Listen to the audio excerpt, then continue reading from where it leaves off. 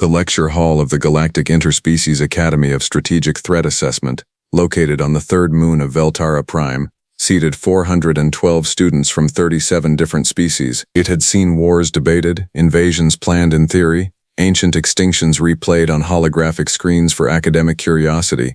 It had hosted the greatest military minds in the known galaxy for 640 years. It had never, not once, not in 6 centuries of operation, seen what happened on the morning of Cycle 77, Rotation 9, when a single human female walked through its front doors, sat down in row 3, and proceeded to ruin every single professor's career plan. My name is Vel Thorin, Senior Observation Analyst, Rank 7, assigned to the Academy as a monitor. My job technically is to watch students during examinations and record behavioral anomalies. My job practically is to sit in a corner, stay invisible, and write boring reports that no one reads. I had been doing this for 11 years without incident. That streak ended the morning I met Mara Sloan. She arrived 17 minutes before the examination was scheduled to begin. Not early enough to be anxious, not late enough to be dramatic. Just precisely calibrated. She had dark brown hair pulled back without ceremony, wearing the standard gray examination uniform of the academy with the collar half open, which, I want to note for the record, is a violation of dress code subsection 4.7. I wrote it down. I was very thorough about it. It was the last normal thing I wrote for the rest of the day. The exam itself was called, with great institutional confidence, the Threat Identification Practicum, 4th-year exam, required for graduation, designed by Grand Strategist Kovril, a Drakathri elder who had been designing military intelligence examinations for longer than most civilizations had running water. The concept was simple. The exam room would be set up to simulate a social gathering, specifically a diplomatic reception, a cocktail party if you want the human equivalent. Students would observe a group of 40 holographic actors, each one playing a specific role: diplomats, merchants, scientists, security personnel, servers, guests. Hidden within that group were 3 threats, agents embedded by the test designers. The students had to correctly identify all 3 within 90 minutes. The threats were, of course, the 3 actors showing the most suspicious behavior, classic indicators: nervous body language, unusual eye movement, conversational deflection, the kind of signals that every intelligence textbook in the galaxy agreed upon. 371 students had taken this exam over the last 6 years. The average score for correctly identifying all 3 threats was 42%. Getting 2 out of 3 was considered passing. Getting all 3 was considered exceptional. Getting all 3 in under 60 minutes was considered the stuff of legend, and it had happened exactly twice. Kovril had designed the exam to be hard. He was proud of it. He had given a speech about it at the annual conference of Galactic Strategic Educators. The speech was called, Without Irony, Why the Untrained Eye Always Fails. He had no idea. The examination began at precisely the 9th rotation mark. The holographic field activated. 40 actors appeared in the simulated reception hall, talking, drinking, laughing, moving in carefully scripted patterns. The 412 students in the observation gallery above leaned forward. Some had scanning tools, some had behavioral notation pads. The Creeth students in the back row had activated their secondary sensory membranes, which are honestly impressive organs, capable of detecting micro-vibrations in the floor caused by stress-altered walking patterns. I watched all of them. Then I watched Mara Sloan. She did not lean forward. She sat back. She crossed one leg over the other, rested her chin lightly on one hand, and looked at the simulation the way someone looks at a painting when they are not trying to understand the painting but trying to understand the painter. I made a note. Student 3F, unusual posture. Possibly non-engaged. 43 seconds into the examination, the student sitting to Mara's left, a Hervin named Skal Dro, whispered, with barely contained excitement, that he had already identified one of the threats. The actor near the beverage table, he said. Look at the way his hands keep touching the side of his jacket. Classic concealed object behavior, Mara said. That was all? Just, Not agreement, not disagreement, just a small, ambiguous sound that managed to communicate absolutely nothing while somehow suggesting she had already thought about it and moved on. 22 minutes into the examination, something interesting happened. 2 of the 40 actors engaged in what the exam designers had scripted as a quiet argument near the far corner. The argument was designed to look suspicious: tense body language, low voices, one of them glancing around repeatedly. Textbook guilty behavior. Every single head in the observation gallery turned toward it. Every single one, except Mara's. I looked at her. She was watching the actor nearest the main entrance. A cheerful woman in a blue formal dress who had done nothing suspicious at all. She had been talking warmly with 3 different guests, laughing at their jokes, refilling her own drink twice, and standing in a relaxed, open stance that every behavioral textbook in known space would classify as the body language of someone with absolutely nothing to hide. I wrote in my notes, Student 3F watching Actor 14. Actor 14 shows no threat indicators. Student may be confused or distracted. 38 minutes in, Mara raised her hand. The proctor, a Velshani named Dora, walked over with visible irritation, because raising a hand during the practicum was unusual. You were supposed to submit your answers at the end. That was the procedure. That was how it had always been done, Mara said, in a pleasant conversational tone, the kind of tone someone uses when they are ordering food. I have my answers, can I submit them now? Dora blinked all 4 of her eyes in sequence, which in Velshani body language signals extreme confusion and mild offense. She said that the examination had 32 minutes remaining. Mara said, I know. I'm done though. There was a silence. Around them other students glanced over. Skaldro looked personally wounded. Dora, following protocol for unusual examination situations, which exists as a document that had apparently never been used before, took Mara's answer sheet and walked it to the sealed verification terminal at the front of the hall. I got up. I do not normally get up during examinations. That is, technically an anomaly in my own behavior. I wrote it in my notes and got up anyway. I watched the terminal screen from an angle I was not supposed to be standing at. Dora inserted the answer sheet. The terminal processed. The verification light cycled through its colors. Green. Green. Green. All 3 threats identified. Correct. Confirmed. Time elapsed. 38 minutes and 14 seconds. Dora stood very still. She looked at the screen. She looked at the answer sheet. She looked back at Mara, who had returned to her seat and was now doing absolutely nothing, which on a human apparently looks like sitting quietly, but which I was beginning to suspect was something else entirely. Now here is the part of my report that my supervisor told me was unnecessarily dramatic, and to him I say respectfully that he was not there and I was, so he can file his objection with the Department of People who were not in the room. Dora called Kovrel. Kovrel arrived in 6 minutes. He is a Drikthari, which means he is approximately 2.5 meters tall, covered in gray-blue scaled plating, and has held the academic record for threat identification analysis for 40 years. He walked in with the energy of someone who had been told something impossible and had come to explain why it was not. He looked at the terminal. He looked at Mara's answer sheet. He stood there for a moment that I would describe as a silence with texture. Then he looked at Mara. He said, You identified Actor 14. Mara looked up. Yes, Actor 14, he said again, as though saying it twice might make it less true, is a server. Her scripted role is background filler. She has no suspicious behavioral markers. Right, Mara said. Then why, Kovrel said, and I want to note here that the word why in Drikthari carries 17 distinct emotional tones depending on inflection, and the one he used was the one that means I already know I am not going to like the answer. Did you identify her as a threat? Mara tilted her head slightly. She said, Because she was the only one working the room who didn't react when those 2 actors started arguing in the corner. Kovrel said nothing. Mara continued, and I am going to reproduce this exactly as I recorded it because I reviewed the transcript 4 times and it was the same every time. Everyone reacts to conflict, even if it's quiet, even if it's across the room, even if they pretend not to notice, they notice. It changes something in the shoulders, or the eyes flick over just once, or they lean half a centimeter toward someone else like they want to share it.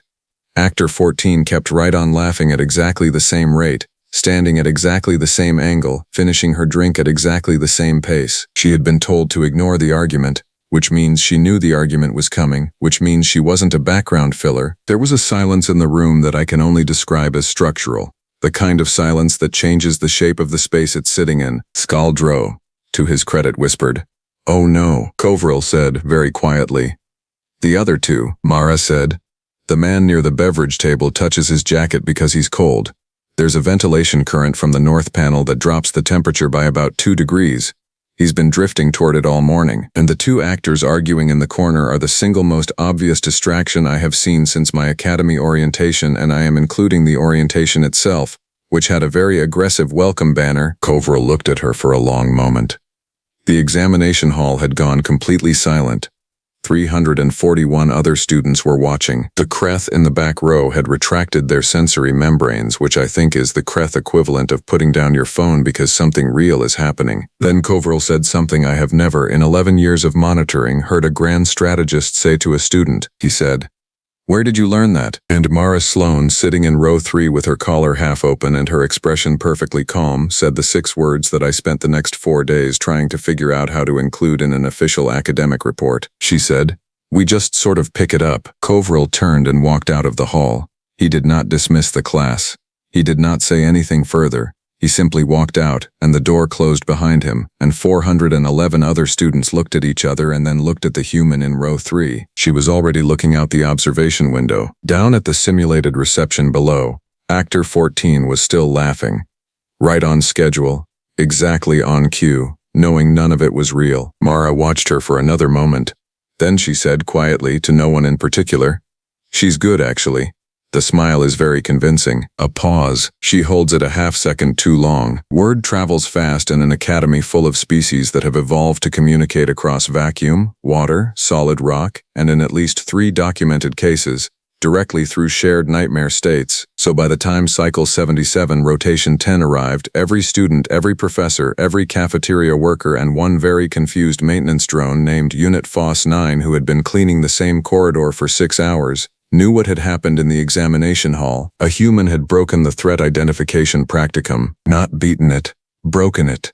The way you break a chair by sitting on it in a way the chair was never designed to experience. I know this because I was the one who had to write the incident report.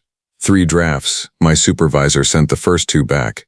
The first one, he said, was too impressed. The second one, he said, was still too impressed but now also defensive about being impressed. The third one I wrote in the flattest, most bureaucratic language I could manage, and he approved it. And then I heard him read it aloud to his colleague through the office wall and say, "She identified a trained operative by the timing of her smile." And there was a pause. And then his colleague said, 38 minutes.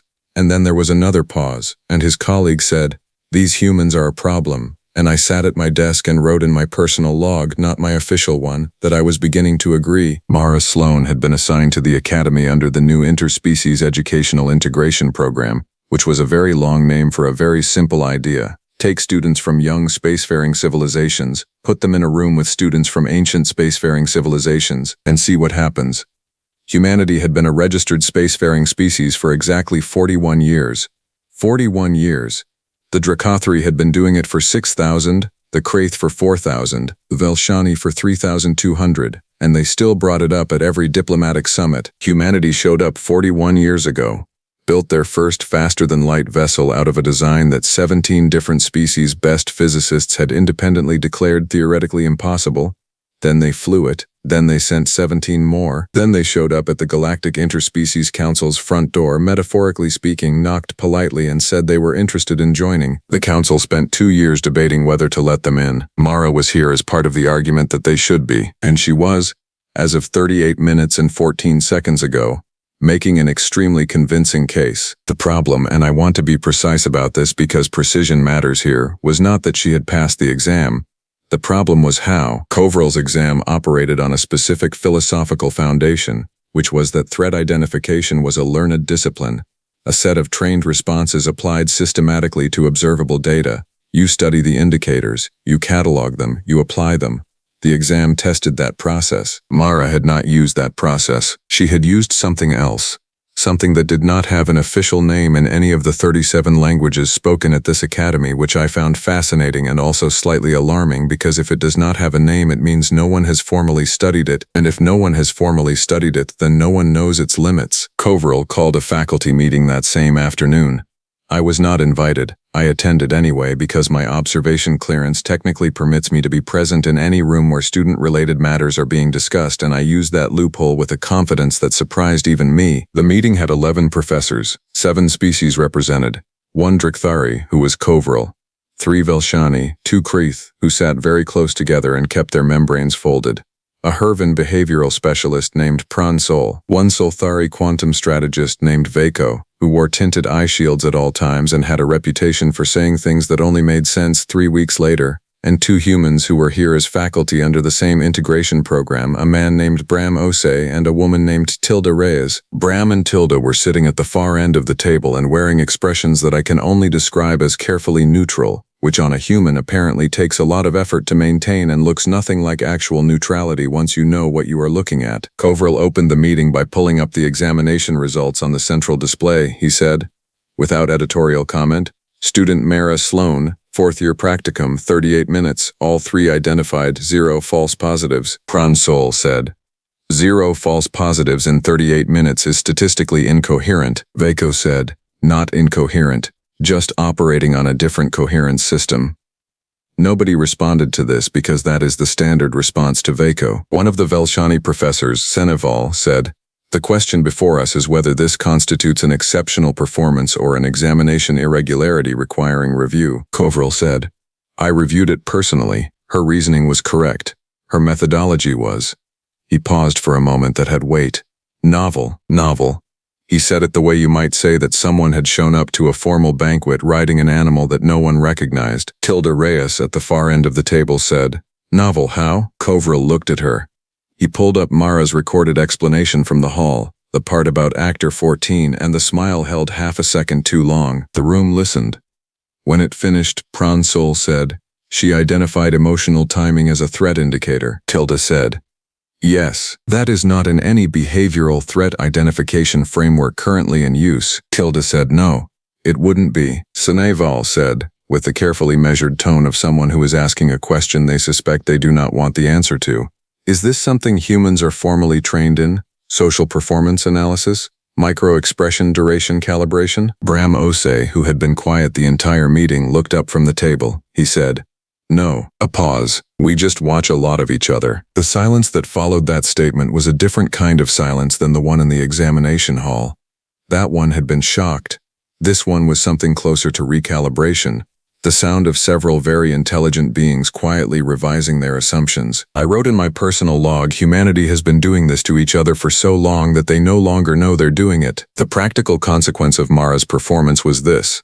Kovril announced 3 days later that the threat identification practicum was being suspended pending redesign, not because it was broken, because, and I am quoting the official notice here, "The current framework does not account for evaluative modalities not yet incorporated into standard galactic strategic doctrine," which is a very long way of saying, we designed a test for what we know, and someone came in and used something we don't know, and we need to figure out what that is before we start grading it. Mara, for her part, reacted to this news by going to lunch. I followed her.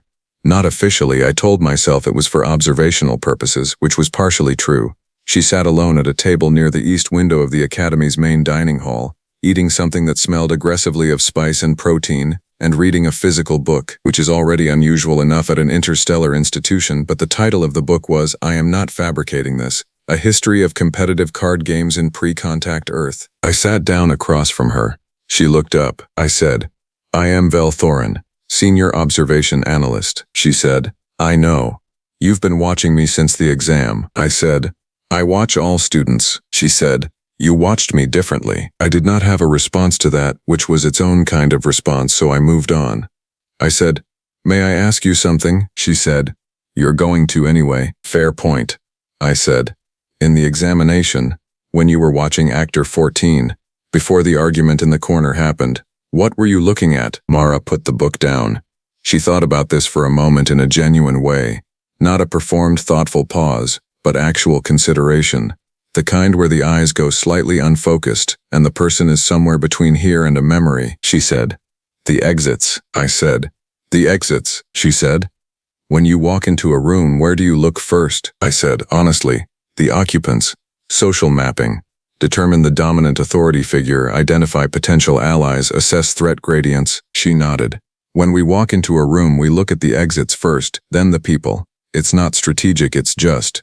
She tilted her hand in a small gesture. "It's just what you do." And Actor 14 had not looked at a single exit in 40 minutes. Not once, not even a reflex glance, which means she already knew exactly where they were. I sat with that for a moment. Then I said, "You identified her threat status from the absence of a behavior you expected her to perform unconsciously." Mara said, "When someone stops doing the thing they don't know they're doing, that's when you start paying attention." I wrote that down, right there at the lunch table. She watched me write it and did not comment. Then she picked up her book and said, without looking up, "You should talk to Kovril," I said. "About what?" she said. "He redesigned the exam wrong," I said. "The redesign hasn't been released yet," she said. "I know, but he's going to put in a new set of false indicators and add 2 more real threats to compensate for the previous design flaw. And that's still the wrong approach," I said very carefully. "How do you know that?" She turned a page. "Because I saw him in the courtyard this morning with his notation pad. He was adding things. People who want to make something harder add layers. People who want to make something accurate take layers away." I stared at her. She said, "He's a brilliant man. The exam is genuinely hard. But it's hard the way a locked door is hard. You can make the lock more complicated, or you can ask why someone would use a door at all." A pause. "Real threats don't use doors." I went back to my office. I wrote 4 pages of notes. I sent them to my supervisor. He sent back a message that said, "Velthorin, you are supposed to be monitoring students, not conducting anthropological field research." I replied, "Sir, I believe monitoring this particular student requires a broader methodological framework." He did not respond for 2 days. When he did, his message said, "Send me everything." The day before the end of Cycle 77, Kovril released the redesigned exam. I read it. Mara was right. He had added layers. 2 days after that, Kovril called Mara to his office. I know this because I was in the corridor outside his office at the time reviewing maintenance schedules for that wing, which was absolutely my business and not at all a coincidence. I heard Kovril say, through the door, "The redesigned exam will be administered to the 4th-year cohort in 6 days. I want you to take it again. Not for your grade. Your grade is already logged. I want you to take it again so I can watch how you do it." There was a pause. Mara said, "Can I suggest something?" Kovril said. "You can try." Mara said, "Don't watch me. Watch the actors. Watch the ones I don't pick." Another pause. "The things I ignore are more interesting than the things I don't." 6 days later, the redesigned exam ran. 411 students. Mara in row 3 again. Same collar, same posture, same expression that looked like calm and turned out to be something else entirely. She finished in 29 minutes. All 5 threats. 0 false identifications, and in the corner of the observation gallery, Kovril stood watching not Mara but Actor 14's replacement, a new operative, a different actor, a harder script. He stood watching the ones she ignored, and about 22 minutes in, something changed in his posture, a small thing, a settling, the way a being looks when a very long-held assumption quietly lets go. After the exam, the Academy submitted a formal request to the Galactic Council's Strategic Doctrine Committee. The request asked for a new research category to be opened. The official title of the category was Non-Codified Evaluative Pattern Recognition and Social Threat Assessment. The unofficial title, which 3 separate professors used in 3 separate private messages that I was absolutely not reading, was What Humans Do That We Don't Have a Name For Yet. The committee approved the request in 14 days. Record time. They noted in their approval letter that the request was unusually well supported with specific observational data, which was them being polite about the fact that an observation analyst had attached 47 pages of personal field notes to an official academic petition. My supervisor called me into his office. He looked at me for a moment. Then he said, "You know this changes things." I said, "I know." He said, "If they can do this without training, without equipment, without any formal framework, and they have been doing it to each other for their entire recorded history, then every threat identification protocol we have built for 600 years has been missing a variable." I said, "Yes." He was quiet. Then he said, "What is the variable?" I thought about Mara at the lunch table, about exits, about the things you do without knowing you do them, about a smile held half a second too long, about the absence of a reflex. I said, "They are not looking for what someone is doing. They are looking for what someone forgot to stop doing." My supervisor looked at me for a long time. Then he said, "File a full report, classification level 2, and Velthorin." He paused. "Next time you decide to conduct field research on a human student, tell me first so I can come with you." I walked back to my office. I sat down at my desk. I opened a new document. I titled it, Preliminary Observations on Human Behavioral Analysis. Why they are very good at this and we should be paying much closer attention. My supervisor sent back a message in 4 minutes that said, "Better title.